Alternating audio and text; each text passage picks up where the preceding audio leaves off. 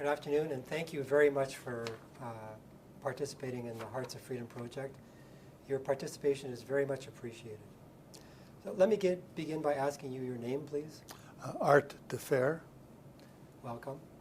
And I'd like to begin by asking you if you could give us a brief history of the establishment of the Mennonite community in Winnipeg, if you could. Please. Well, there's two parts. There's the community itself, and then the personal part of that. The community was really the original Mennonite community, as is well known, was rural southern Manitoba, and then there was the later move particularly in the 20s, when there was no land available, and it was the post World War I, post Soviet Revolution movement of people. And interesting, my family, although those people came in the 20s, both my parents actually came a different route. They didn't travel from Europe across the Atlantic to Canada or even North America. So my father came first. In 21, Canada was still closed to refugees, or certainly to Mennonites anyhow. And so they could not come to Canada, and so but they left Russia because of the revolution. My father decided he didn't trust the communists, who offered his business back. And so the whole family left to Latvia. That was the route. And then Germany was a mess. France was a mess. Spain didn't take them. They went to Cuba, ended up in Mexico. And my guess was that Mexico, after the Civil War, couldn't keep track who was arriving. He grew up as a shoeshine boy in Mexico. Later on came to Canada through Vancouver. So again, different. My mother, the other way, stayed too long, and her family was helpful in getting people out, but themselves didn't get out in time.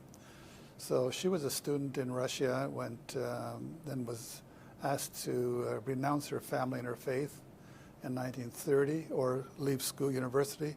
She was a medical student. She and two girlfriends did not do that, went underground, were kicked out of school, went underground, ended up a winter in Moscow, and decided the only exit was through China. Went to the Chinese border, swam the river, spent 6 months in China, and then went illegally to the United States, to San Francisco, were put in jail. Somebody managed to get them scholarships, all became professors. So my mother became an American citizen, and then they met 10 years later. They had met as children in the refugee camp when they were both sub-teen, and then they met when they were 30 years old in Minneapolis, ended up getting married and coming to Canada. Oh. So we ended up in the Mennonite community in Canada, but not in the traditional way of emigrating across the Atlantic. Okay.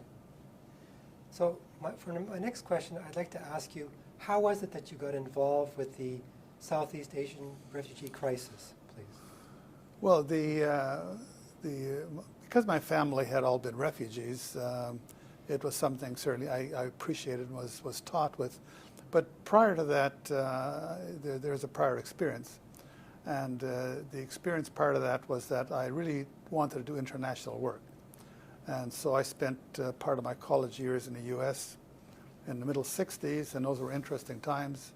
So I was, as a Mennonite, I was in the anti-war movement in 64, 65. That was the civil rights time. I actually marched with Martin Luther King, Selma to Montgomery. I was part of that. But I had a job with the Canadian government in foreign affairs, and I was on leave to study. When I finished my studies, I got a letter saying I no longer qualified. And the FBI had somehow done me in. And so I decided that I would not live my life by their rules, and decided to go to business school instead and learn to make enough money that I could be independent. So I went to Harvard Business School, but I always wanted to be wanted international work. And my wife and I said that we would work within 5 years we would do something international and not stay in business. Let's say let the ruts get too deep. So we looked for something, and agencies didn't really have interesting work for us. I was probably overtrained for what they were doing. But then when the Bangladesh situation happened, John Wheeler, who you interviewed, he's a relative, and he knew of my interest. So we were invited whether we take on the Bangladesh role, and it was the biggest program MCC at the time, And as John Wheeler put it, we need somebody who knows what $1 million is. It's not a humanitarian project. It really is. It's a big money project for that time. So we went there for 2 years, and I was supposed to do agricultural work. I was drawn to the refugee work, particularly because we weren't supposed to. The government said nobody should work with the refugees, only the International Red Cross. And I said, I presume the worst they can do is kick me out of the country, so I'll work with them. And so we did some very interesting work with the Bahari refugees. I learned a lot about the business. I met a lot of people who grew up and later on in the careers in the business. But what I also learned is very interesting, which has probably colored my experience later on in Southeast Asia, is before I left, the government called me in, and an official opened up a book. And each page had something of my program that was illegal, I wasn't supposed to be doing. And so he basically let me know that they were completely tracking me and everything I did. And he said, you realize that I could have and should have kicked you out of the country for any one of these activities. But I called you here today to thank you. He said, because the people whose lives you saved were also my friends prior to the Civil War. So he said, today I'm here to thank you. However, understand, tomorrow I may kick you out of the country because of the politics. So it was a very interesting lesson when I realized that in these very, very complex situations, that you can't go by what you read in the newspaper, what people say. Yeah. You have to actually, call it, read my lips or read the body language. And so later on, I was able to use those kind of experiences to do things in Southeast Asia that everybody said I shouldn't be doing. But then later on, they would take credit for having. And this was a Canadian official, government official? No, this was a Bangladesh government official. Oh, Bangladesh government. Okay. Basically said, he said, like I said, these people are also, before the Civil War, we were all friends. Okay. And he says, today I can't help them, but I'm glad you did. Oh, okay. And but he said, if the politics, if the newspaper headlines are wrong tomorrow, I may have to do something to you. I said, I get it. Okay. So it's a lesson that's very important to learn in that kind of world or that kind of business, Yeah. because what's on the ground and what's really happening are often two very different things. Okay. So after that, were you approached to? Well, I finished. I did my time in Bangladesh, and I started the program. It was still running there for 50 years later. Then I was interested, so I did different assignments. I did assignment with the Asian Development Bank. I did different things around the world in that area of interest. And then when the boat people thing came along, or that part of the problem, I did not have prior experience in Vietnam myself. But then that became sort of the major problem of the time. And so we became interested in part because of a personal experience of this would have been the agreement on sponsorship. If you think of that as a point in time, I believe was spring of 1980, I believe. Right. And but back in '76, we had an interesting situation when remember the '75 was the start of the boat people situation. In 1976, somewhere in that period, we suddenly had a knock on the door by a woman from Vietnam, Hong Pham, and her 4 children, standing there. Or it's either they came or somebody called us, and they wanted to see me. And they had arrived in Canada with our name on a piece of paper. They had been boat people in the Philippines. The government had selected them for emigration, under whatever rules they had at the time. But then he said, in Canada, where do you want to go, like in Canada?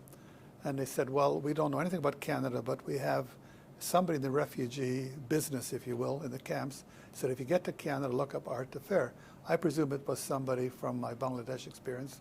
It could have been Red Cross, could have been NGO, I don't know. And so they showed up. And so they became personal friends. They joined the Mennonite church. They worked in my company. The kids all went to school. But that was '76, and so they were really like part of the family.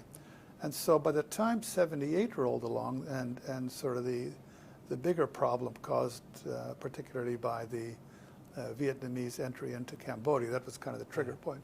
Yeah. So at that point in time, we already had, say, more than 2 years' experience with a refugee family through all the issues of settlement, language, work, schooling, health, whatever. And so we were engaged. And so when this boat people thing came along, then we volunteered. In fact, we weren't called. We called MCC and said we would like to be interested in the issue, and we'd be willing to go out to Southeast Asia. So they invited us to go, and when you say we, you mean your spouse and yourself? Myself. Okay. So we decided we'd go to Southeast Asia. They didn't have a program in mind. The idea was that we would go, and this was, sort of all hell was breaking loose over there. There were a lot of things going wrong. Said we would go and research it, and then come up with some ideas. And again, there were internal politics that ended up us not going with MCC at the time. But we had meantime been prepared to go, so we ended up going with another agency, World Concern, out of the States, friends from the Bangladesh experience. And they sent us there to do a research project for them, which we did, and their project had to do with what to do with unaccompanied minors who were showing up in all the camps. So we did the project with them, and while we were there, we ended up in Thailand on a weekend with a Sunday with no appointments, and ended up at the border of Thailand, Cambodia. And this would have been very close to Christmas, 1979, around that period of time. And that introduced us to the border program, but the program there was really a different kind of program. Yeah, the border program was really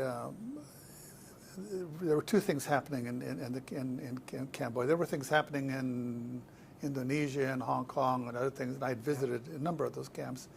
But what was happening is when the real crisis occurred, I believe in the fall of '79, when suddenly the border kind of cracked open, people came out, several 100,000, very desperate people. They initially set up the first camp called Sakeo, which turned out to be heavily run by the Khmer Rouge, had kept control of that. And then they opened a second camp, Kawi Dung, a larger camp, and they managed to somehow keep the Khmer Rouge out of that one. And so they had these two camps. When the numbers hit somewhere around 250, 350,000, the Thais, I think, suddenly realized that they might be left with these people a very long time, and that the West was not lining up to take these people into their countries. So the Thais at that point closed the border. I mean, there were other camps as well. There were the Laotian camps, Ban Vinai, Nong Chai, I think, the northern one, the different ones. So there were different camps in different places. But I think that at that stage, the Thais closed the border, fearing that they would be stuck with all these people. So then the question is, what do you do with them at the border? This was Christmas. Planting season would start in a couple of months. These people had been in the jungle. They were starving. And so they were able to go back by legally, in terms of the Vietnamese would let them go back, but they were not physically able to go back. They had lost all their animals. They had no seed. They had no tools. They basically would go back and starve in their villages.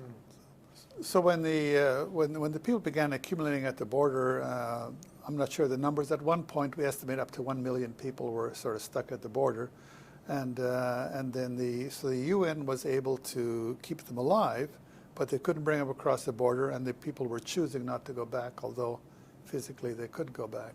So that's the point at which I arrived at the border over there.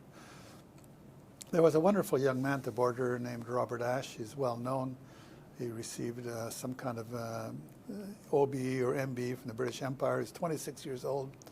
And he was really running the border program, which meant that they would bring supplies in the border, and then they would have an organized process for people to collect. It was very organized, about 21,000 people a day with tickets, with cards, and extremely well put together. And it was run by the ICRC, which is the Swiss. But the Swiss didn't have the expertise or the people at the border.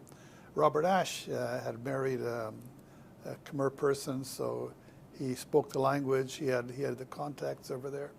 So he was a person who was basically in control. So the Swiss I'm not sure, they made him an honorary Swiss so that he could run the operation. And so he wore an ICRC uniform and ran the border. UNICEF then would supply the Could I ask you, what is the ICRC? International Committee of the Red Cross, Okay. which is the Swiss Red Cross, the original Red Cross, which does the stuff in conflict. Okay. They're going when there's violence in a war zone. Yes. The other Red Crosses are more humanitarian. The ICRC are they're the specialists who go in first, kind of, you know, Okay. in tough situations. Okay. So they were there, and they were running the program, run by an Englishman because he basically could speak all the languages. Okay. And so that's when we arrived. And it was an interesting situation where the Vietnamese, they could have closed the program, but they chose not to, because then they would have 1 million people that they couldn't feed. Yeah. And they were, you know, their own people there. So the Vietnamese hung back about 4 or 5 kilometers in the bush. And on one side we had the Khmer Rouge camps who were still around, and to the other side we had the non-Khmer, the free Khmer militant groups. And then behind the border were the Thais, and with the Thais were the Americans and the Chinese, who were basically helping the Khmer Rouge against the Vietnamese. I've said correctly. The West, we recognized the Khmer Rouge as the official representative of the people for 8 more years. So because of these politics, the Red Cross and the UN was able to keep people alive, but they couldn't do what they call development aid. Development aid means that if I give you a sack of rice that can be planted, that's development. If you hull it and eat it, that's humanitarian. So the UN was limited to humanitarian aid because of Western policy, and that includes our government as well. Most of the European ones and the Canadian one and the American government were all participants in that wonderful charade or exercise, whatever you call it. So it really meant that we're sitting over there where these guys at the border were perfectly capable of giving them supplies, but they weren't able to. So Robert Ashe, totally on his own, he got to take a truckload of rice seed and gave it to people to see what the Vietnamese army would do.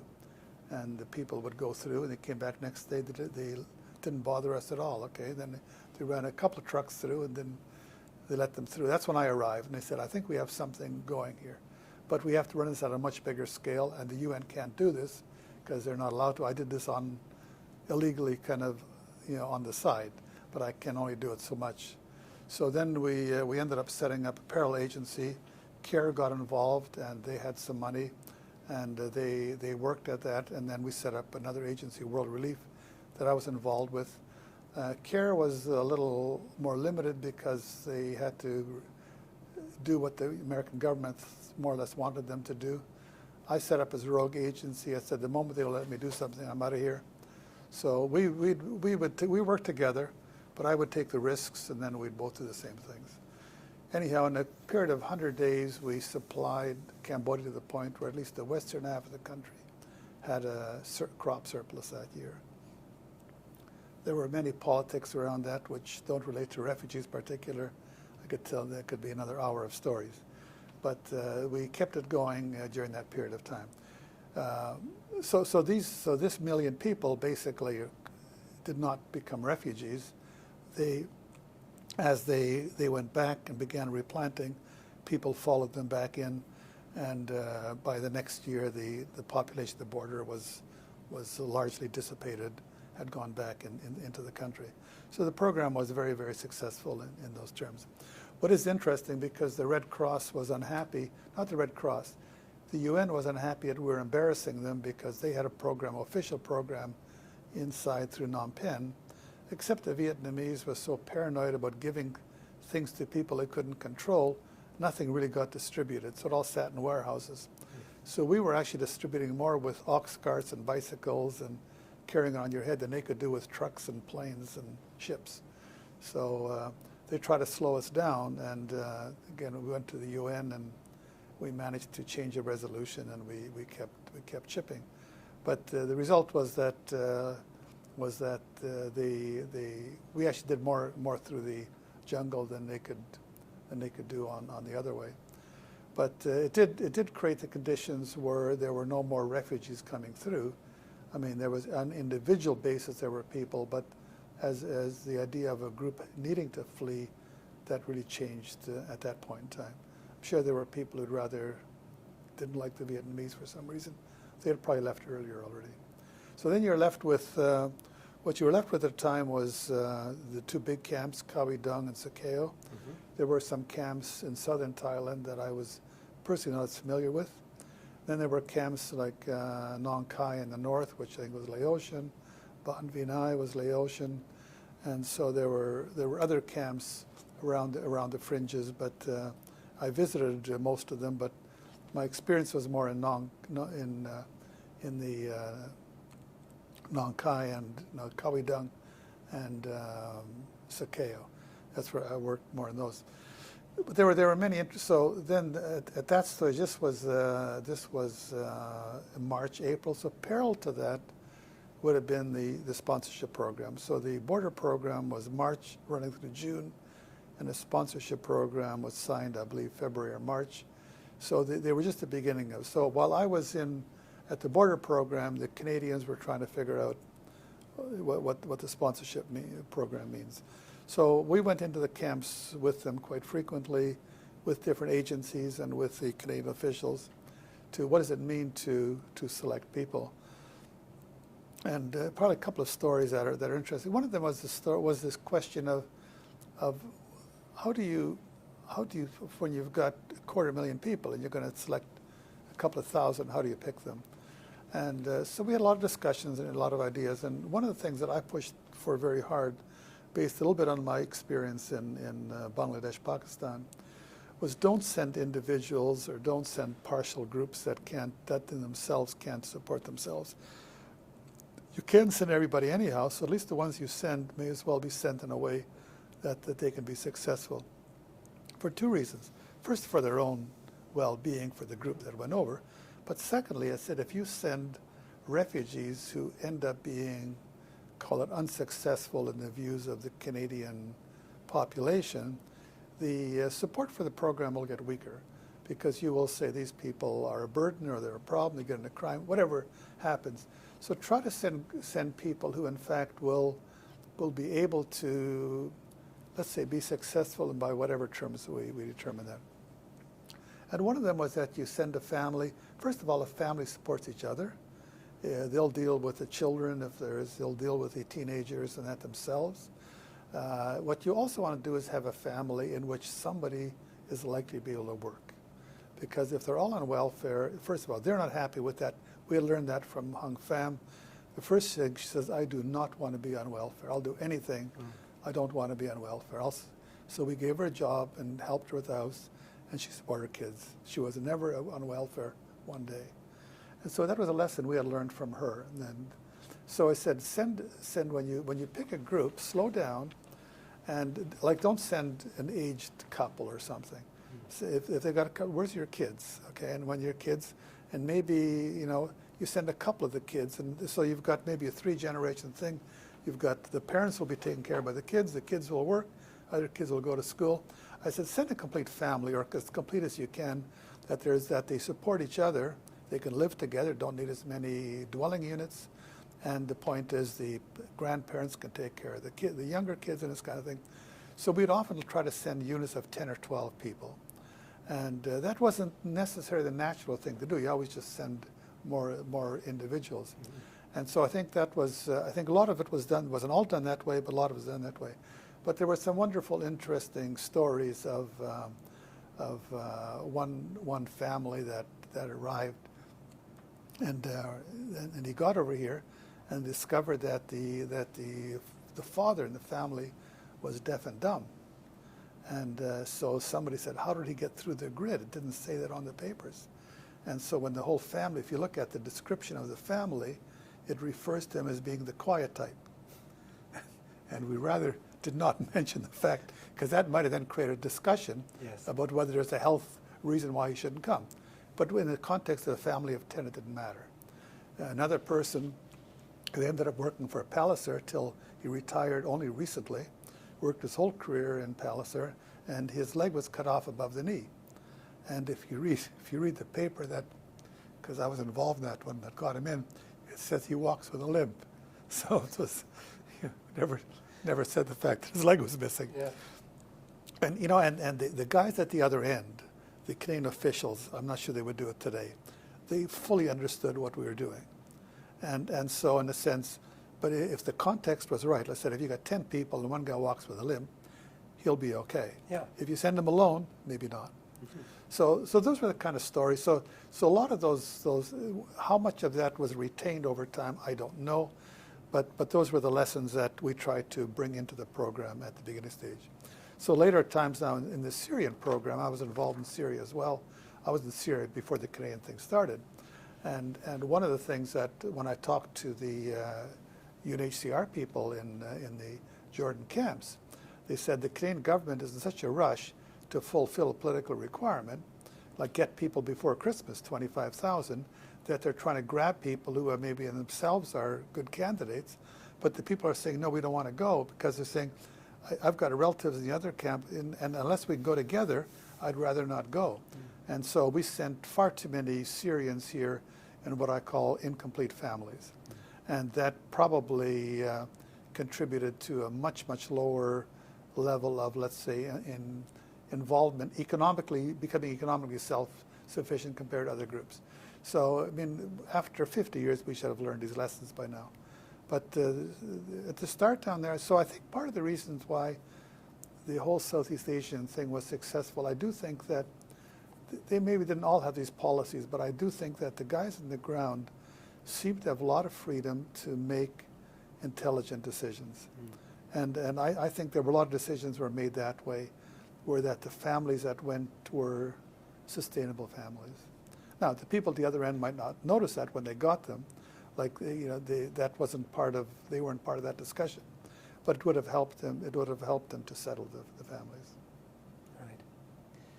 You talked about your experience in the different refugee camps. Mm-hmm. Could I ask you to describe what you saw there? What was your experience of the refugee camps? What did all that look like? Well, the two that, like I mentioned, the two which I think I'll refer to those two because I know them best. So you spoke earlier about your experience visiting different refugee camps in Southeast Asia. Could you describe what the conditions were like there, what your experience was in visiting them, etc., please? Well, the ones that I remember best are the ones I mentioned in Sakeo and Kaohsiung, but I was also spent quite a bit of time in Hong Kong. And before that, and it was very interesting because it was such a different experience, because they had several call it camps in Hong Kong, and these would be like a school ground or something, where people would maybe 1,000 or 2,000 people would live on a campus of a school and in a very urban environment, and so there the kids would go to school. It was the brick buildings, and I don't know where they all slept.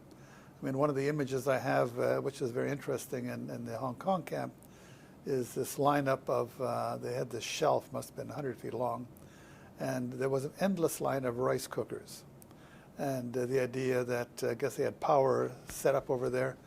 And you sometimes think of how do you feed people in a refugee camp.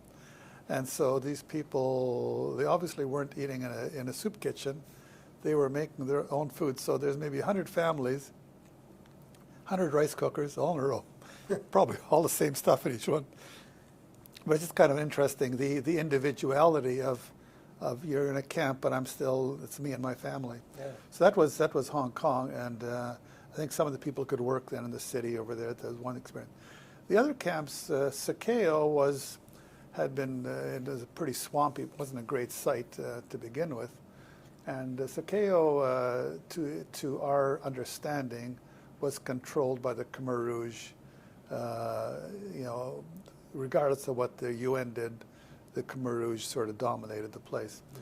And that came out when, partly during the time I was there, the UN, in their wisdom, or lack of it, decided that they would allow, some of the people wanted to go back. And these were really, it's like ISIS today. These were the Khmer Rouge fighters. They were now healthy. They had spent 5-6 months in the camps, and they wanted to go back and fight.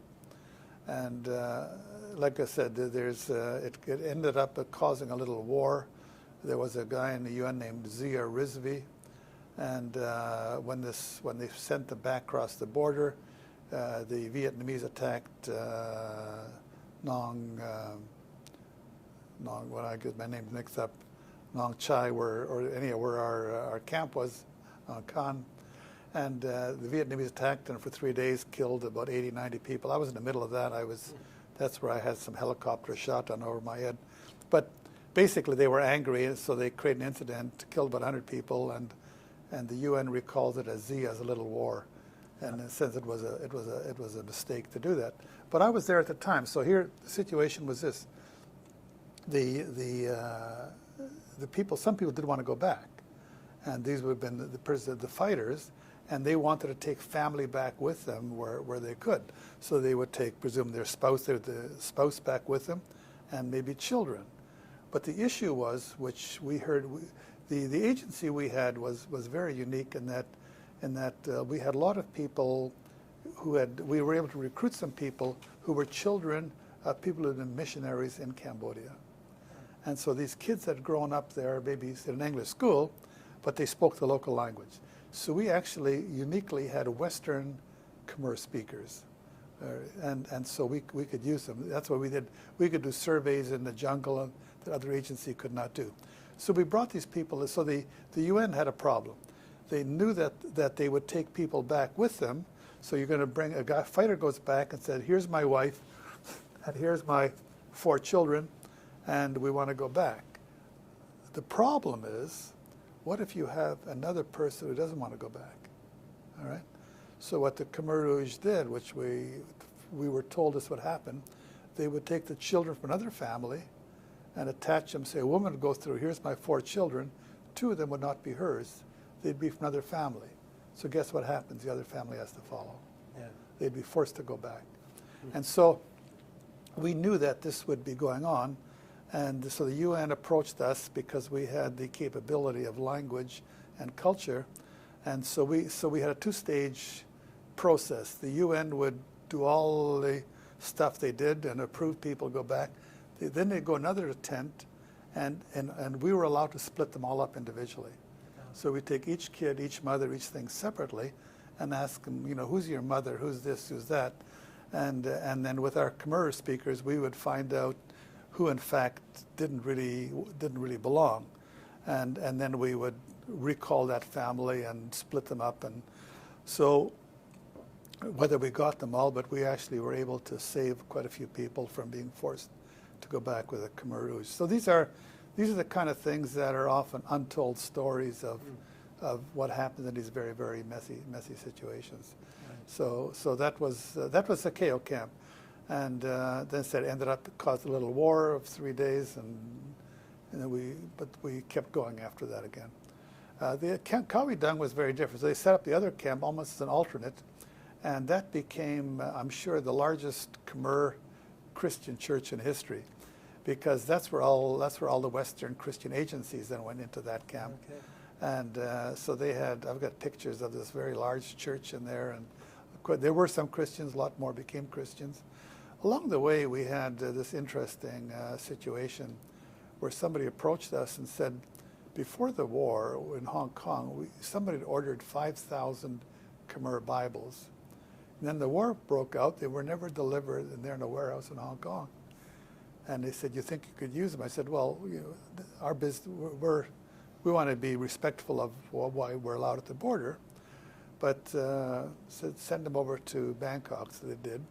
So we talked to the UN people, and they said, look, we just kept out of what we did is we put them in a camp, and there were Christians in the jungle area there, and told them there's 5,000 Bibles over there, what you can do with them. So they took them, and then a lot of the Khmer going back to their villages would come and ask for them, and in many cases they would say, I'm not a Christian, but I know there's Christians back in the village where I come from who will all have lost their Bibles, and so they would smuggle Bibles back to, although they themselves were Christian. Okay. So we had all kinds of stories. Then later on, I went inside Phnom Penh and talked to the Minister of Agriculture, and he says, I know what you guys are doing. He says, because I disguised myself as a farmer, and I went in and spent 3 days in your camp. So I watched all you guys, what you're doing. He says, you thought you were handing out Bibles. He says, people took the Bibles because it made really good cigarette paper. So we had all these.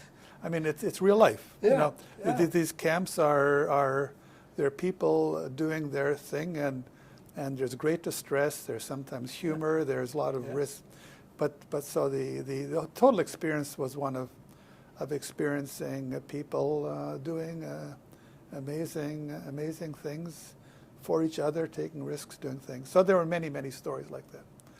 But Kawidang then would be a more Western camp, and I think it was a more easy place to recruit immigrants from. It was more organized. The World Visions and these guys, they were all in there and doing some very good work. And so I suspect a lot of the refugees came from there because they were more organized and more prepared. Do you have memories or stories that you can tell about the result of the results of the sponsorships that went on in Canada once the refugees were settled? Well, I have. I mean, there's of course many, and you'll be recording many yourself.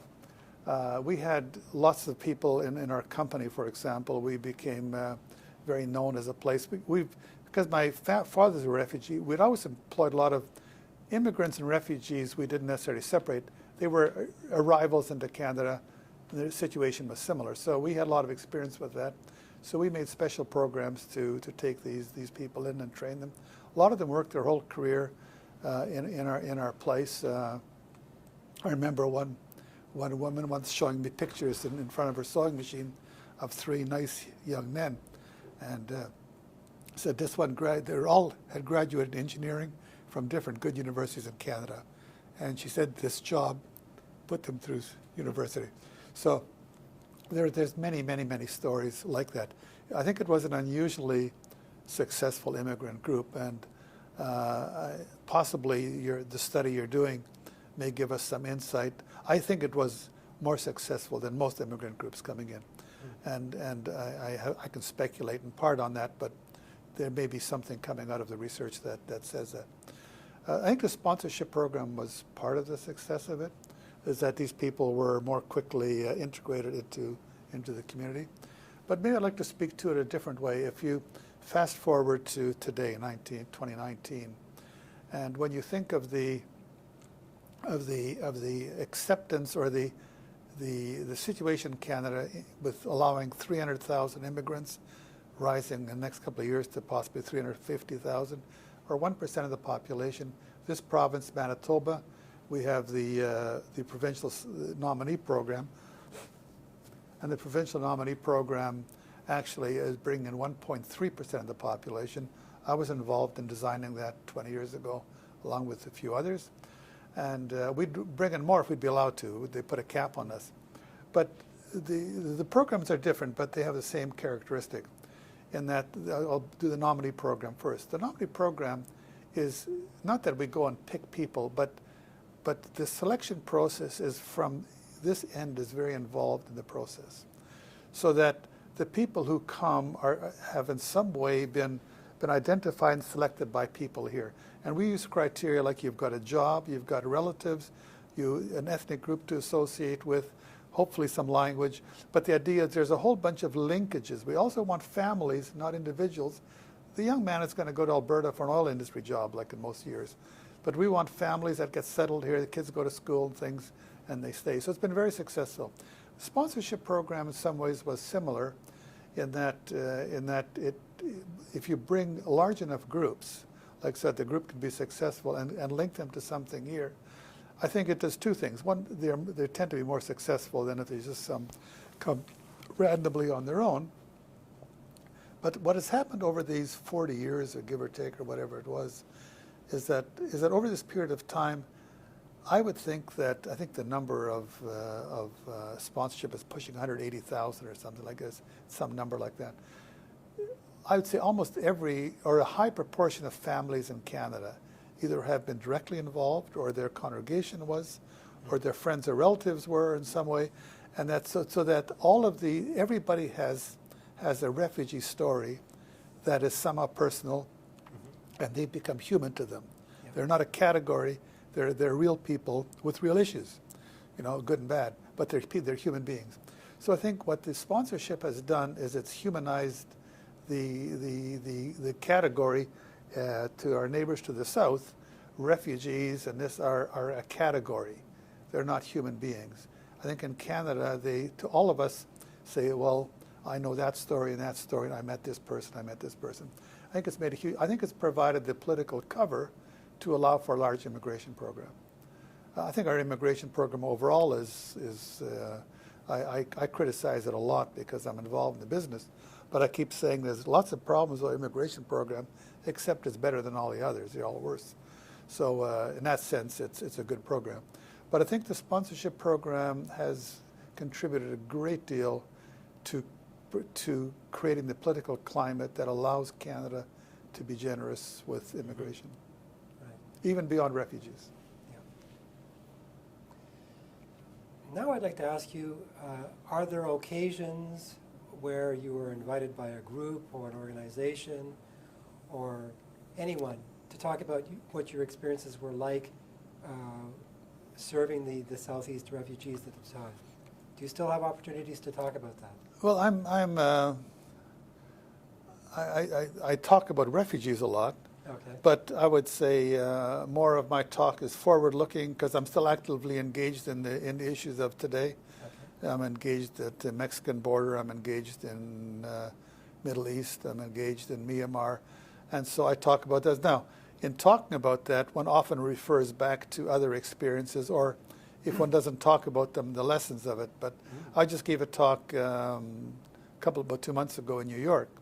And as a World Bank event, and I was asked to both talk about the role of, in this case, the role of Palliser in the employment of refugees, which would go when I would tell stories from that experience, and then fast forward to the issues today.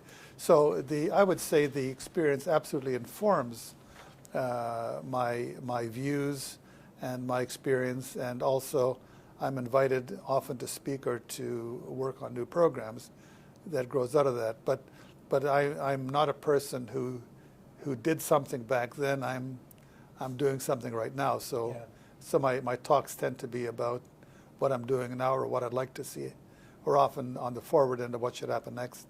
Right. And my final question is, part of what's important about the Hearts of Freedom project is to inform the new generations about what happened in Canada at that time in history, 40 years ago. If you were to speak to that population, what would you share with them about that experience, please? Well, the interesting thing is that sometimes I'm baffled at myself. Because the period prior to that, we had shifted immigration law to make immigration more open and more neutral. We had not shifted it to the point where there was a huge amount of experience, with immigrants and refugees that call it the other, that were different, that was positive enough to do that. So it's the fact that the sponsorship thing happened. I think there's other reasons for that, so I'll go back. I'll talk about our own agency, in this case MCC, and the Mennonite people. We did sign the first agreement, and that possibly is not totally by accident. And when I say that is that we were all refugees. Well, either some of them were immigrants or refugees, but we all have some variation of that experience. And so there was a highly personal element to it. And particularly in the case of the Southeast Asian refugees, they weren't climate refugees. They were people who had been a part of society, often ethnically different. They were the Sino-Vietnamese were discriminated against. You had small business people.